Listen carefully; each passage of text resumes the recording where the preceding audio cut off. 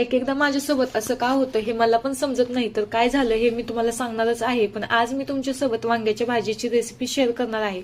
तर 4-5 वांगी स्वच्छ पाण्याने धुवून घेतली आणि एका मिक्सरच्या भांड्यामध्ये चिरलेले खोबऱ्याचे तुकडे, कोथिंबीर, आलं लसूण टाकून बारीक करून घेतलं. आणि नंतर मग आता आपल्याला वांगी मसाला बनवण्यासाठी थोडंसं शेंगदाण्याचं कूट, हळद, मीठ, लाल तिखट, कांदा लसूण मसाला आणि काळं तिखट टाकून हे थोडंसं पाणी ओतून घ्यायचं आहे. आणि हे सर्व एकजीव करून आता हा मसाला तयार झाला आपला. आणि हा मसाला आपल्याला वांग्यामध्ये भरून घ्यायचा आहे आणि सर्व वांगी भरून घ्यायची. आणि नंतर आता आपल्याला फोडणीची तयारी करायची आहे.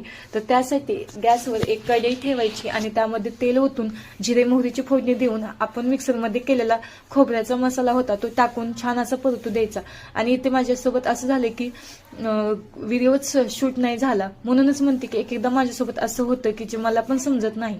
तर मग म्हणलं जाऊ दे, आता जेवढं झालं तेवढं समजेलच तुम्हाला. आणि नंतर मग मी कांदा आणि टोमॅटोही टाकला होता तो खोबऱ्याचा मसाला टाकल्यानंतर. आणि मग तो छान शिजल्यानंतर ही वांगी आपल्याला भरलेली तेही टाकून घेतले आणि 5 मिनिटं प्लेट तसंच ठेवलं, ज्याच्यामुळे हे वांगी लवकर वाफलतील. आणि मग नंतर आपल्याला जेवढं पाणी लागेल तेवढं पाणी ओतून घ्यायचं आणि त्यामध्ये चवीनुसार मीठ टाकायचं आणि कोथिंबीर टाकून वांगी शिजेपर्यंत भाजी शिजवून घ्यायची.